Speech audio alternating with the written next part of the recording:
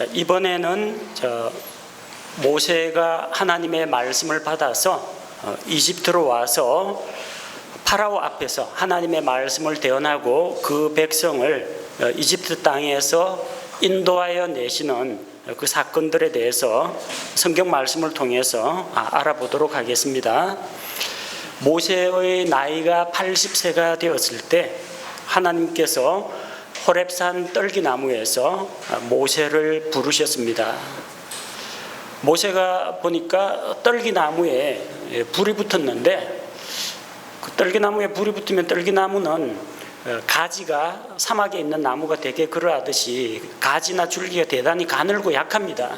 잎이 넓으면 증산작용에 의해서 수분을 많이 빼앗기기 때문에 거의 아주 작은 관목림이기 때문에 바람에 스쳐가지고 건조한 날씨에 불이 붙으면 순식간에 타가지고 재가 되는데, 떨기나무 불이 붙어가지고 떨기나무가 사라지지 않는 것을 보고 이상하게 여겨서 가까이 나아갔습니다. 그 떨기나무 불꽃 가운데에서 하나님께서 그를 불러주셨습니다. 떨기나무라는 것은 우리와 같은 연약한 죄인들을 이야기합니다. 이집트에서 노예 생활을 하고 있는 이스라엘 민족을 이야기합니다. 아무런 보잘것없어요. 광야에서 자라는 아주 볼품없는 키 작고 그 잎사귀가 그렇게 아주 푸르고 무성하지도 못한 그런 관목림입니다. 그런데 거기에 하나님의 영광이 임하면은 죄인들이 마땅히 그 영광을 감당하지 못하고 쓰러질 수밖에 없지만, 하나님이 그 떨기나무와 같은 이스라엘과 함께 거하고 그 떨기나무를 통해서 하나님의 영광을 드러내신다는 이야기입니다. 상징적으로 하나님께서 보여주십니다. 내가 이스라엘 민족과 함께하고 그들 가운데 거할 것이다. 그들이 나와 함께 있되 그들이 소멸되지 않을 것이다. 그걸 떨기나무 불꽃 가운데서 보여주신 겁니다. 그리고 하나님께서는 모세를 부르셨습니다. 그가 이집트의 왕자로 있을 때, 왕위 계승 후보로 있을 때 그를 부르지 않았습니다. 만약 그때라면은 모세의 마음이 교만해서 하나님이 쓰실 수가 없을 겁니다. 당시 모세는 하트셉수트의 지원을 받아가지고 나는 뭐든지 할 수 있다, 이집트의 왕자다, 자신감에 차 있었습니다. 그러나 이런 사람은 겸손히 자기를 하나님께 낮추고 드리지를 못합니다. 또 그렇게 되면은 하나님의 영광이 개입할 여지가 없습니다. 모세가 왕이 되어가지고 법령을 발표해서 이스라엘 민족을 해방하노라 이래 돼 버리면은 전혀 하나님의 능력하고는 무관하게 이스라엘의 독립이 이루어집니다. 하나님께서는 친히 하나님의 백성 이스라엘을 구원하기를 기뻐하셨고, 또 낮아지고 겸손해진 모세를 자기의 사역자로 삼으신 겁니다. 근데 낮아져도 너무 낮아졌어요. 40세 그 당시에 활기차고 의욕적이던 모세가 아니라 40세 이후로 80세까지 미디안 광야에서 양치기 생활을 하다 보니까 겸손해지긴 했는데 자신감까지 잃어버렸습니다. 하나님이 그를 보내겠다고 말씀하셨는데 모세는 5번 변명을 합니다. 내가 누구길래 파라오에게 가겠습니까? 자기는 보잘것없는 사람이라는 겁니다. 그러나 주께서 그와 함께 하겠다고 약속을 주십니다. 그러자 가서 이스라엘 백성에게 누가 나를 보냈다고 할까요? 사람들이 너를 보낸 자가 누구냐 물으면 무엇이라고 대답할까요? 그때 하나님께서 놀랍게 출애굽기 3장 14절에서 자기 자신의 이름을 가르쳐 주십니다. 나는 스스로 있는 자니라. 나는 여호와니라. 자기 자신을 여호와라고 계시를 해 주십니다. 스스로 계신 분, 모든 것의 창조자가 되시는 분, 영원토록 계시는 분, 그리고 언제나 동일하신 분, 인간의 역사 가운데 들어와서 언약을 맺으시고 언약을 이루시는 하나님, 그 하나님의 이름 여호와를 가르쳐 주십니다. 하지만 모세는 또 하나님 앞에서 사양합니다. 내가 가더라도 그들이 나를 믿지 않을 겁니다. 그러자 하나님께서 그에게 표적을 주십니다. 내 손에 든 것이 무엇이냐? 그가 손에 든 목자의 막대기를 땅에 던지니까 뱀이 되고, 그걸 도로 집으니까 다시 막대기로 돌아왔습니다. 또 손을 품속에 넣었다 꺼내니까 나병이 발해가지고 손이 하얗게 변했는데, 손을 품속에 넣었다 다시 꺼내니까 손이 다시 온전하게 변했습니다. 이런 표적을 보여주면서 그들이 이 표적의 목소리에 귀를 기울일 것이다, 모세에게 힘을 실어주십니다. 하지만 모세는 또 변명합니다. 나는 말에 능하지 못합니다. 난 말주변이 없습니다. 말을 잘 못한다고 한 겁니다. 그러자 하나님께서 내 형 아론이 있지 않느냐, 그 아론이 말을 잘하는 것을 내가 알고 있다. 아론을 모세의 대언자로 붙여주셨습니다. 그래도 모세는 주께서 보낼 만한 사람을 보내십시오, 보내고자 하는 사람을 보내십시오, 나 같은 사람 대신에. 마침내 하나님께서 그에게 진노하셨습니다. 분노하셨습니다.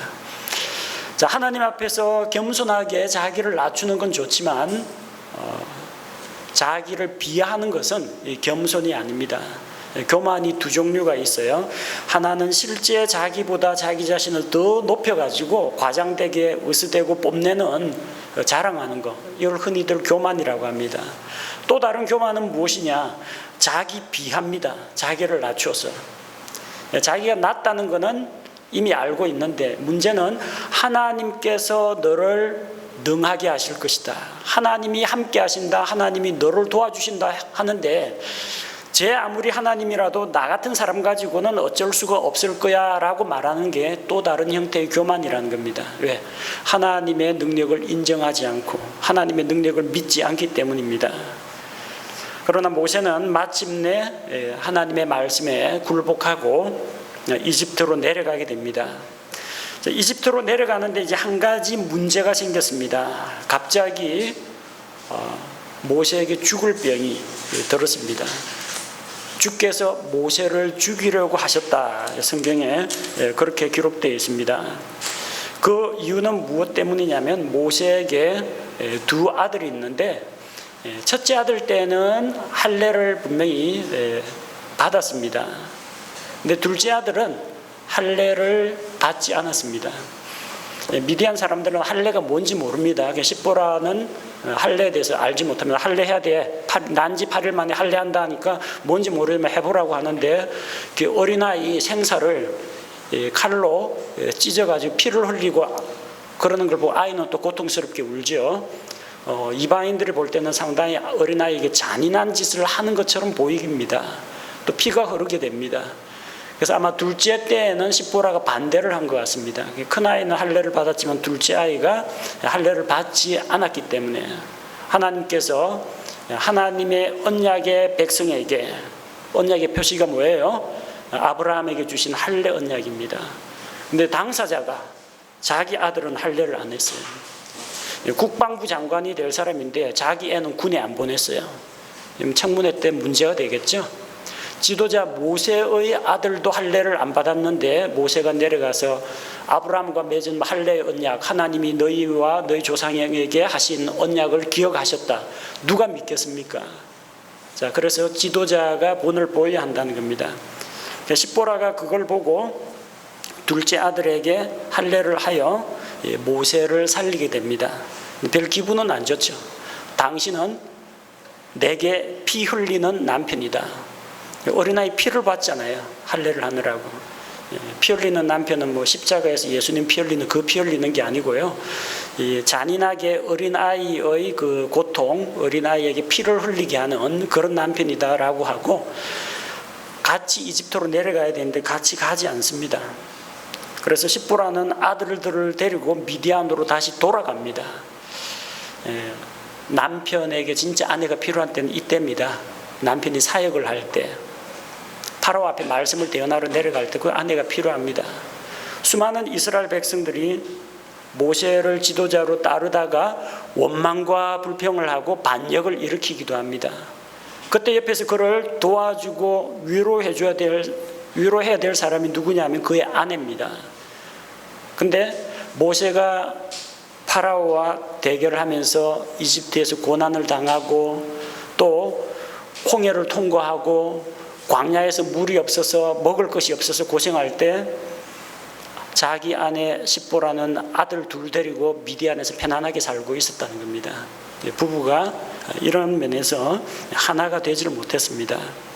나중에 홍해의 기적 끝나고 하늘에서 만나가 내리고 하나님께서 이스라엘에게 물을 주시고 또 아말렉을 격퇴하고 그 뒤에 출애굽기 18장에서 장인 이드로가 그 자기 딸과 손주들을 데리고 광야에서 모세를 만나러 옵니다. 자, 그래서 이 십보라는 출애굽을 경험을 하지 못합니다. 유월절 어린 양 그 사건도 겪지를 못합니다. 모세 혼자서 내려가서 아론과 만납니다. 아론이 모세를 만나서 두 사람이 함께 백성 앞에 가서 하나님께서 주신 표적을 보이고 하나님의 말씀을 전했습니다.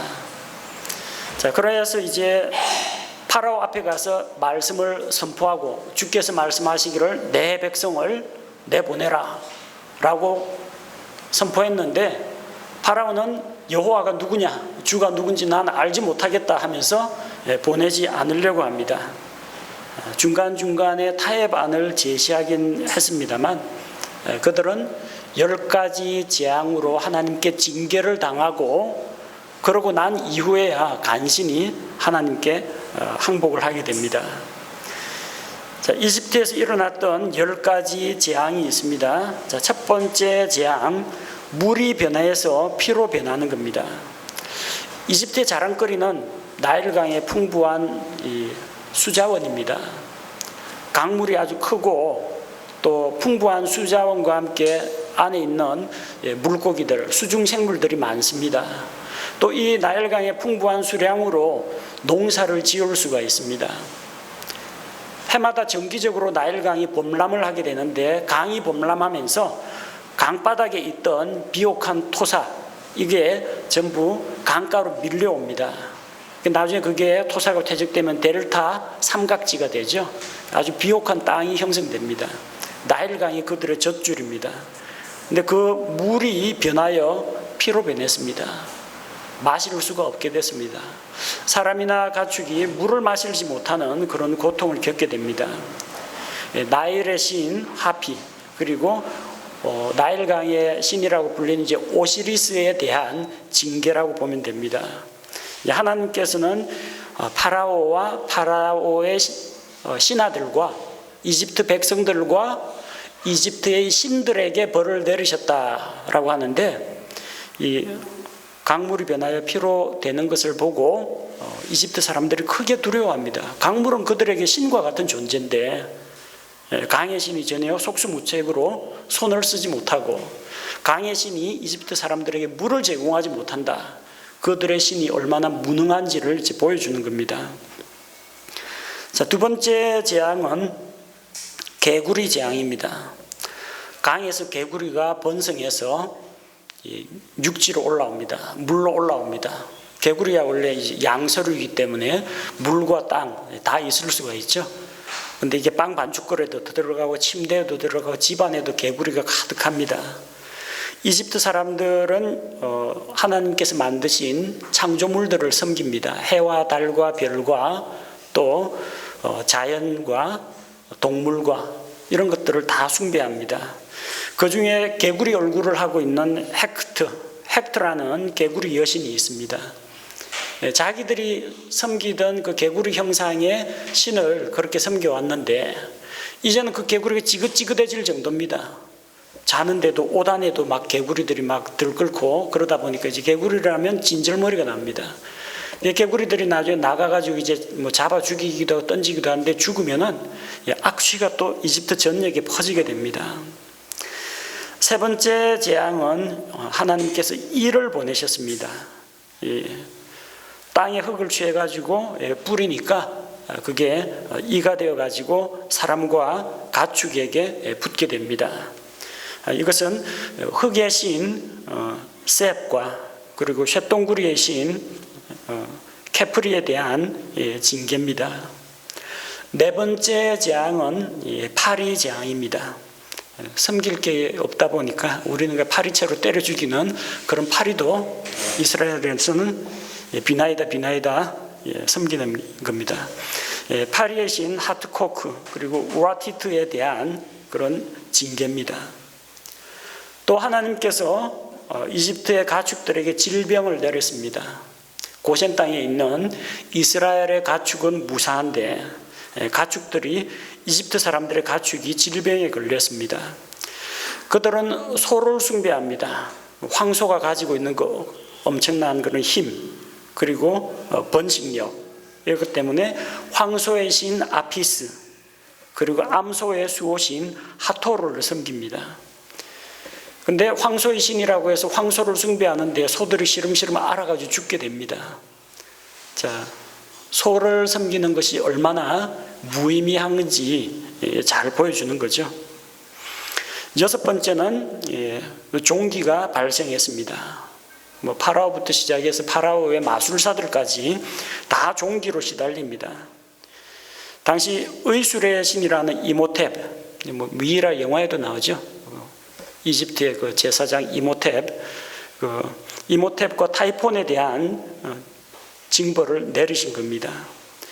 일곱째 재앙은 이제 우박 재앙입니다. 또 우박에 불이 섞여서 함께 내리게 되는데, 우박이 이집트에 있는 그 밖에 나가 있던 들에 있던 가축들, 사람들, 농작물에게까지 피해를 주었습니다. 그래서 한창 이삭이 잘 자라고 있는데 우박에 의해서 더 이상 자라지 못하고 전부 다 이 대가 다 꺾여버리고, 그리고 나뭇가지에 매달려 있던 과일들도 다 떨어지게 되고, 또 그 우박에 의해 가지고 가축들이나 사람들이 맞아 죽는 그런 일들이 일어났습니다. 이것은 하늘의 여신 누트와 대기의 신 수에 대한 징계로 내리신 것입니다. 여덟 번째 재앙이 메뚜기 재앙입니다. 메뚜기 그냥 한두 마리 있을 때는 우리 메뚜기 잡아다가 불에 구워 먹고 곤충 채집하고 그러는데, 이게 떼거리로 몰려다니면 엄청납니다. 펄벅의 돼지 이런 소설 같은 데 보면 중국 땅 그 넓은 땅에도 메뚜기 떼가 샥 한번 휩쓸고 지나가면 농작물, 푸른 채소, 풀이 남아나질 않습니다. 메뚜기 한 마리 야금야금 갉아먹는 거는 얼마 안 되지만 그게 엄청나게 떼를 이루어 가지고 지나가면은 그야말로 완전히 곡식이 절단납니다. 곡식의 신 세트와 메뚜기를 막는 세라피아에 대한 징계입니다. 그들의 신들이 얼마나 허무한 것인지 보여주죠. 아홉 번째 재앙은 흑암입니다. 이집트 전역이 어둑어둑하고 옆에 누가 있는지 간신히 식별할 수 있을 정도의 어둠이 깔렸습니다. 이집트에서 섬기는 신은 태양신 라를 섬깁니다. 태양신 라를 섬기기 때문에 태양의 아들 파라오, 자기들의 왕을 파라오라고 하는데, 그 태양이 이집트 땅에 비치지 않게 된 겁니다. 태양신 라와 태양의 여신 세케트에 대한 징계입니다. 그리고 열 번째 재앙은 파라오가 그래도 굴복하지 않으니까 이집트 땅에서 처음 난 것은 다 죽이는 장자를 멸하는 재앙입니다. 이것은 생명의 신 오시리스와 이시스 그리고 부활의 신 민을 대상으로 한 하나님의 징벌입니다. 이런 놀라운 재앙을 일으키면서 이집트 사람들 앞에서 하나님의 높고 위대하심을 드러내고, 또 그들이 섬기는 우상들이 전부 다 가짜요, 신뢰할 수 없는 존재라는 것을 그들에게 보여주었습니다. 물론 이제 파라오의 마술사들도 어느 정도 이 표적을 흉내내기는 했습니다. 이집트의 마술사들은 이집트의 종교 사원에 소속되어 있는 자들입니다. 그래서 그들은 자기들이 섬기는 이방신, 그러니까 마귀들과 계약을 맺고 초자연적인 힘을 빌어다 쓰는 겁니다. 그들도 하나님의 표적을 흉내냈습니다. 지팡이가 뱀이 되게 하는 거 자기들도 따라했어요. 그러나 아론의 지팡이에서 나온 그 뱀이 그들의 뱀을 다 삼켜버립니다. 또 그들도 물이 피로 변하게 하는 기적을 보여주었습니다. 땅에 개구리들이 올라오게 하는 그것까지도 흉내를 냈습니다.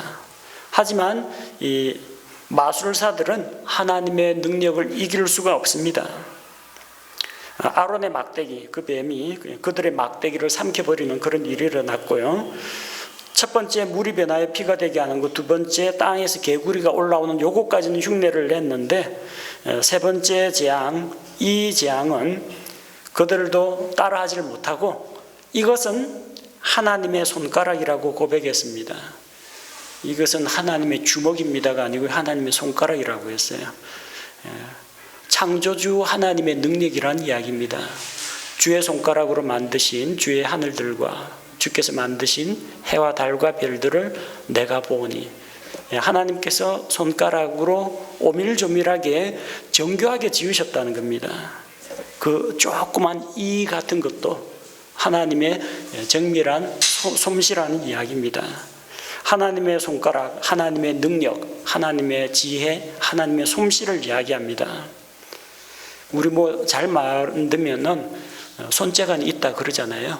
하나님의 능력이라는 겁니다. 그리고 마술사들도 여섯 번째 재앙, 종기의 재앙에 시달렸습니다. 마술사들은 결코 하나님과 하나님의 사역자를 이길 수 없다는 것을 보여줍니다. 디모데후서 3장 8절에는 이렇게 모세를 대적했던 파라오의 마술사들의 이름이 기록되어 있습니다. 얀네와 얀브레가 모세를 대적한 것과 같이, 출애굽기에는 안 나오지만 신약 성경에 하나님께서 그들의 이름을 보여주셨고, 출애굽기에 나오는 마술사들이 지팡이 던져서 뱀 만들었다는 게 이게 꾸며낸 이야기가 아니라 실존 인물에 의해서 이루어졌다는 것을 이제 보여주고 있습니다. 자, 그러면 이 출애굽 재앙은 언제쯤에 일어났을까? 연도를 계산하는 건 아니고요. 일어난 기간을 대체적으로 추측을 해볼 수가 있습니다. 첫 번째 재앙은 물이 피로 변하는 재앙이죠. 물이 피로 변하는 이 재앙이 그 효과가 극대화되려면 나일강이 범람하는 시기입니다. 강물이 육지로 막 올라오는데 그 시뻘건 핏물이 육지까지 미치면 사람들이 얼마나 공포에 질리겠습니까? 큰 충격을 받겠죠.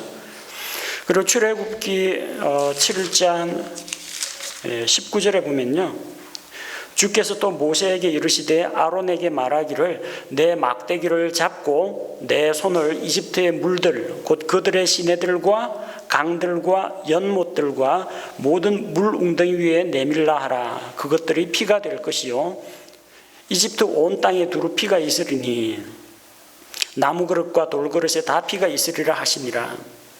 자, 이 시내가 있고요, 강이 있고 연못이 있고 물웅덩이가 있습니다. 강은 이집트에도 여러 개의 강들이 있으니까 원래부터 있다 할지라도 나일강이 범람해가지고 홍수가 나면요, 새로운 물길이 생깁니다. 그건 시내가 생긴다는 거예요. 그리고 없던 강에 강줄기 지류가 생기기도 합니다. 그리고 물이 싹 빠져나가면요, 안 빠져나가고 고여있는 물 있죠, 그 연못이나 물웅덩이가 됩니다. 이런 걸 보면은 아마도 첫째 재앙이 일어났던 그 시기가 나일강이 범람하던 그 시기였을 것이라는 걸 추측을 할 수가 있습니다. 그래서 대략 나일강 범람하는 그 시기로 잡으면 이제 우리 일반적인 달력으로 9에서 10월경 그 즈음으로 꼽을 수가 있습니다. 자, 둘째 재앙은 이제 개구리 재앙인데, 이 개구리 재앙은 성경에 보니까 첫째 재앙이 일어난 지 7일 후에 발생했습니다. 자, 그 역시 물하고 관계가 있겠죠. 개구리가 번성하는 거. 메마른 곳에서는 개구리가 알을 낳지를 못합니다. 연못이나 웅덩이나 이런 데에서 개구리들이 이제 번성하게 되는 겁니다. 물에서 개구리들이 올라오게 하라 했거든요. 그러니까 그런 위에서 말한 그런 물들을 이야기합니다. 개구리 재앙은 그 물에 대한 재앙과 연결되는 것이라는 걸 볼 수가 있습니다. 그러니까 첫째 재앙이 일어나고 뭐 수개월 흐르고 1년 지나고 둘째 재앙이 일어난 게 아니라 이게 불과 일주일 사이에 혹은 약 열흘 사이에 계속해서 이어지는 것이라는 걸 볼 수가 있습니다. 자, 셋째 재앙, 이 재앙은 홍수가 빠지면서 생기는 진흙 상태에서 적합하고 또 비가 오고 나서 장마 끝나고 나서 날벌레들이 들끓고 전염병이 퍼지고 그러죠. 그래서 이런 이 재앙이라는 것은 뭐하고 관련이 있느냐 하면은 이제 물이 한 차례 휩쓸고 지나간 수해가 한번 일어난 다음에 돌림병이 들기 시작하는 겁니다. 순서대로 연결되는 거란 걸 볼 수가 있습니다. 자, 그리고 일곱째 재앙은 우박재앙이었죠. 그 우박재앙을 맞을 때 보리는 이삭이 패었고 이삭이 연걸기 시작했고 아마는 꼬투리가 나와서 해를 입었다고 했습니다.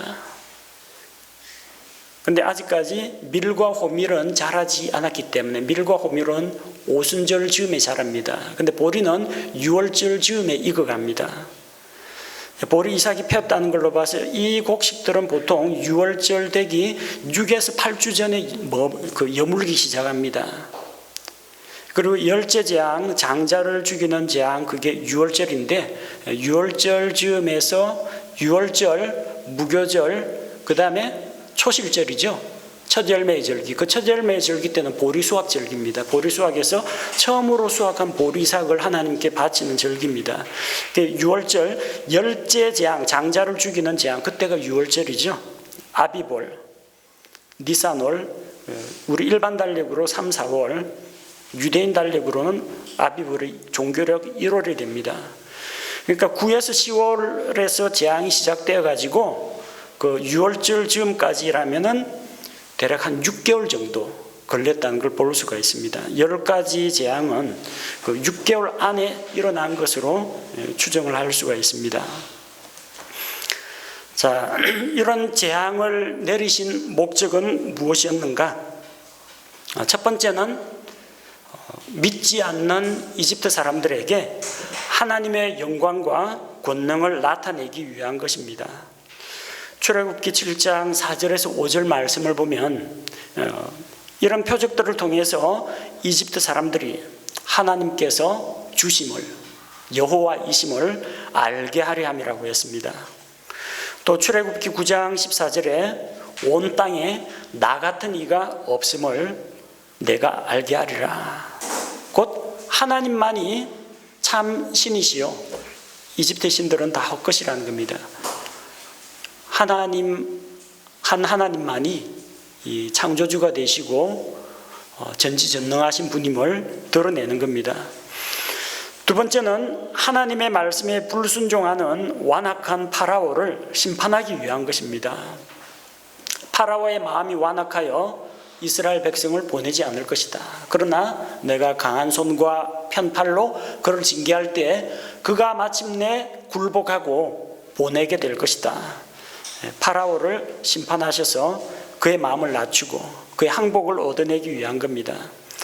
세 번째는 이집트의 신들에게 심판을 내림으로써, 사실 그 신들이라는 건 다 가짜입니다. 이집트 사람들이 신으로 추대를 한 것이지 진짜 우리가 말하는 어떤 절대자 신은 아닙니다.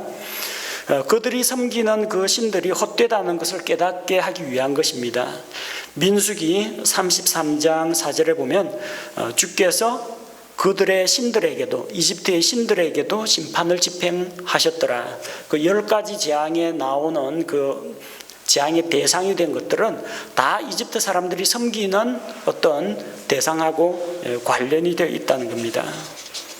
그 중에서 결정타는 열째 재앙이었습니다.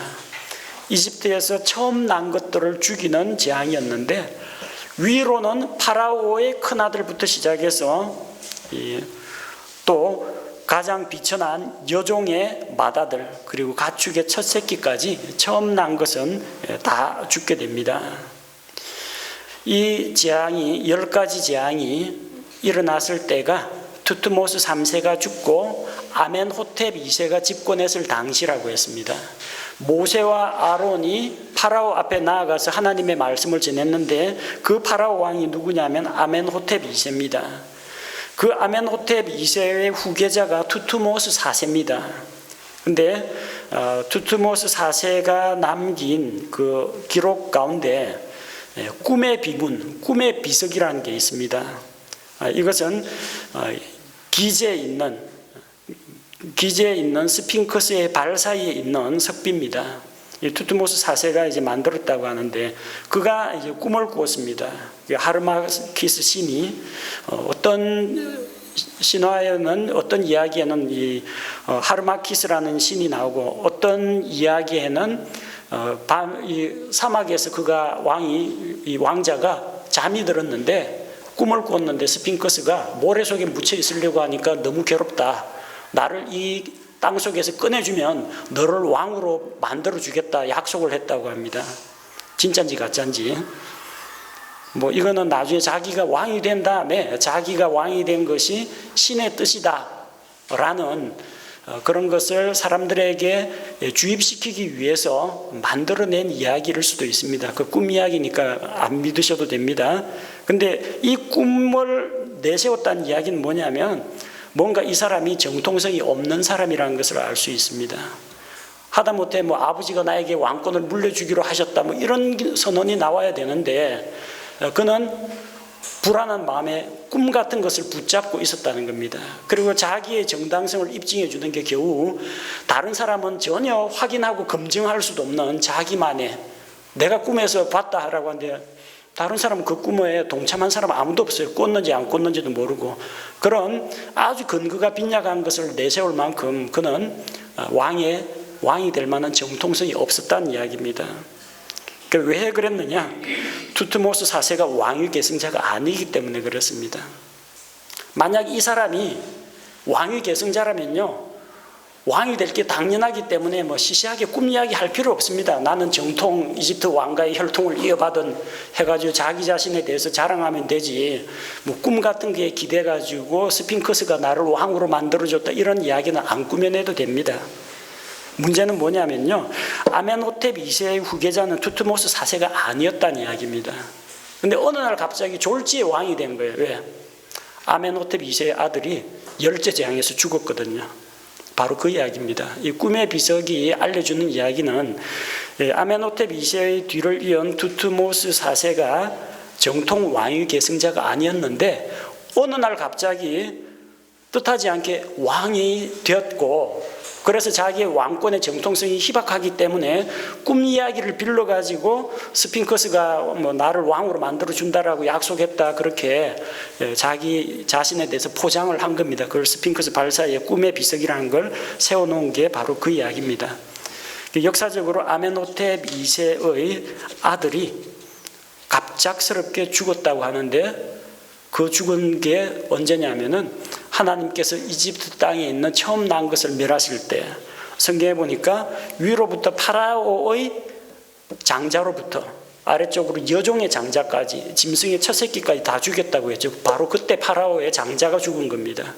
그 장자는 역사 기록에는 죽었기 때문에 나오지 않고 아멘호텝 2세를 이어가지고 투트모스 4세가 파라오 왕위에 오르게 됩니다. 자, 6월절 어린 양의 피로 열제 재앙을 이스라엘 백성은 무사히 넘기게 됩니다.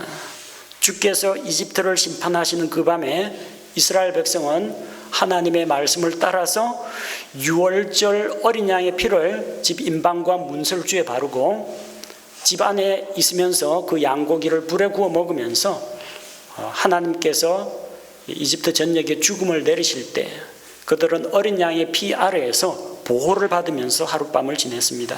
그리고 다음날 이집트 전역에 장자의 죽음으로 인해서 마다들의 죽음으로 인해서 큰 호곡성이 일어날 때 이집트 사람들이 이제 등 떠밀면서 보냅니다. 빨리 나가라, 빨리 나가라고 하면서 금과 은과 보석과 각종 옷감과 양식과 선물을 다 줘가지고 빨리 나가라고 재촉해서 내보냅니다. 그래서 이스라엘 백성이 6월절 하룻밤 보내고 15일에 정월 15일에 이집트 땅에서 나오게 됩니다. 자, 그 이동하는 경로는 우리가 지난번에 성경 지리 시간에 지난 학기에 공부를 했습니다. 람세스에서 출발하여 숫곳에 머물다가 에담으로 왔다가 믹돌과 바다 사이 비하히롯 앞 바알스본 맞은편에 머물렀다고 했습니다. 믿지 않는 인본주의 신학자들은 홍해의 기적을 믿지 않습니다. 그래서 그 홍해는 바다가 아니라 갈대숲이라는 겁니다. 습지, 늪지 자라는 그 갈대, 그 갈대숲 사이를 지나갔다. 겨우 물이 발목까지 찰랑찰랑하는 얕은 물을 건넜다. 뭐 그렇게 이야기하면서 홍해 바다를 가르쳤다는 기적을 부정을 합니다. 발목까지밖에 차지 않는 물에 이집트의 전 군대와 말이 빠져 죽었다는 건 정말 놀라운 기적이죠. 말이 안 되는 이야기를 하니까 그런 반론이 나오는 겁니다. 이집트에 나온 백성들은 출애굽기 12장 37절에 보니까 전쟁터에 나갈 수 있는 장정만 약 60만 명이라고 했습니다. 20세 이상의 남자 장정, 20대, 30대, 40대 다 포함이 되는데 그들에게 만약에 이제 부양 가족이 딸렸다고 생각하고 또 어린아이, 여자, 노인 이 숫자까지 계수를 하면은 대략 한 200만은 넘지 않았을까 그렇게 추정할 수가 있습니다. 자, 또 그들만 나온 건 아닙니다. 출애굽기 12장 38절에 보면 섞인 무리가 이스라엘 백성과 함께 나왔다고 했습니다. 지난번에도 말씀을 드렸지만 이집트라는 것이 오늘날 미국처럼 순수하게 함 족속만 있는 게 아닙니다. 그들 가운데는 셈 족속도 들어와 있고요. 여러 이방 민족들이 그들 가운데 들어와 있었습니다. 그런데 이집트가 이렇게 사회적으로 큰 혼란을 겪고 10가지 재앙으로 자연재해에 얻어맞았죠. 장자가 죽어가지고 이집트 전체가 마비가 되었습니다. 그때 이집트 사람들을 피해가지고 이스라엘만 나온 게 아니라 수다한 잡족들이 섞여 살던 이민족들이 따라 나왔습니다. 그 중에서 이스라엘과 같이 나온 사람들이 있다는 겁니다. 민수기 11장 4절에 보면 바로 그들에 대해서 기록하고 있습니다. 이스라엘 가운데 섞여 사는 무리가 탐욕을 품음에 이스라엘 백성이 먼저 원망불평한 게 아니고요. 이집트 땅에서 그들과 같이 있던 이방 민족, 근데 그들도 묻혀가지고 나온 겁니다. 혼란한 틈을 타서 빠져나왔습니다. 근데 그들이 먹을 게 없다. 이집트 땅에서 먹던 수박과 부추와 마늘과 이런 강장식품들 이런 것들이 없다고 원망과 불평을 하니까 이스라엘 백성들도 따라서 소리 높여 울며 원망과 불평을 했습니다. 우리가 이집트에 있으면서 빵 굽는 가마와 또 고기 그릇 옆에 있을 때 그때가 행복했다. 이집트로 돌아가자는 이야기가 나올 정도가 됩니다. 이집트에서 나온 백성들은 이스라엘 백성 말고도 섞여 사는 무리들이 있었다는 겁니다. 자, 그리고 그들이 홍해 앞에 있을 때 앞쪽은 홍해가 가로막고 있고요. 뒤에는 추격해오는 이집트 군대가 있습니다. 이스라엘 백성이 이게 람세스 출발해가지고 홍해가까지 오는데 시간이 좀 걸립니다. 왜냐하면 이들이 기마부대가 아니고요. 어린아이들 데리고 가야 되고 또 양떼와 소떼를 몰면서 가야 되기 때문에 이동하는 속도가 느릴 수밖에 없습니다. 또 엄청난 인구가 같이 이동하지 않습니까? 대이동, 민족의 대이동인데. 자, 그러다 보니까 뒤늦게 이제 아들 장례도 치르고 사태를 수습한 파라오가 이 내부에 막 불평불만이 많겠죠. 파라오가 고집 피우지 말고 첫 번째 재앙, 두 번째 재앙에 항복했으면 이런 일 없었을 거 아니냐. 우리 아들도 죽고 이집트는 농작물이 황폐화되고 가축들은 우박 맞아 죽고 종기에 걸려가지고 죽고 이 내부의 불만을 잠재울 수 있는 확실한 방법은 뭐겠습니까? 공통의 적을 만들면 됩니다. 이게 다 이스라엘 때문이다 해가지고 이스라엘 잡아라 해가지고 군대를 총동원해가지고 이스라엘을 잡으러 갑니다. 저 다 이스라엘 백성 때문이라. 파라오의 말과 병거가 기마 부대가 이스라엘을 잡으러 이제 쫓아오는 겁니다. 앞은 바다가 막고 있고 뒤에는 이집트 군대가 쫓아오고 진퇴양난입니다. 도저히 피할 길이 없습니다. 이때 하나님께서 기적을 일으키십니다. 이스라엘 백성 앞에서 갈 길을 인도하던 구름 기둥이 이스라엘 백성의 뒤편으로 이동합니다. 그래서 이집트 군대와 이스라엘 군대 사이에 구름 기둥이 가로막고 있습니다. 저쪽 이집트 쪽에는 어두운 그늘이 지고 이스라엘 백성 쪽에는 밝은 광명이 비치게 됩니다. 그리고 하나님께서 밤새도록 큰 바람을 불러일으켜서 동풍을 불게 해서 홍해 바다를 갈라놓습니다.